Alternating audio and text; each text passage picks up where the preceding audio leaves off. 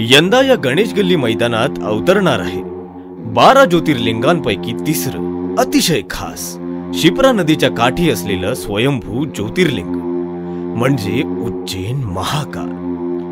हे एकमेव असं ज्योतिर्लिंग आहे जे दक्षिणाभिमुख आहे। महाकालला उज्जैनचा राजा म्हणतात कारण चंद्रसेन नावाचा एक राजा होऊन गेला। तो शिवाचा खूप मोठा भक्त होता। त्याची संपूर्ण प्रजा ही देखील शिवाची खूप मोठी भक्त होती। त्यामुळे या राज्यात शिवाचा वास होता।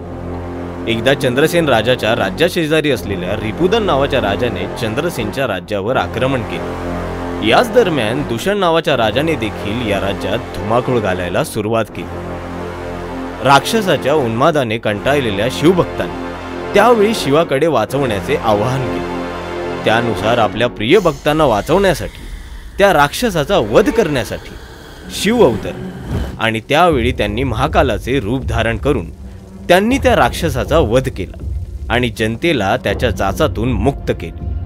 त्यानंतर उज्जैन महाकाल या मंदिराचा विस्तार राजा विक्रमादित्याने त्याच्या कारकिर्दीत केला। हे शिवलिंग जगातील एकमेव असं शिवलिंग आहे जेथे भस्म आरती केली जाते।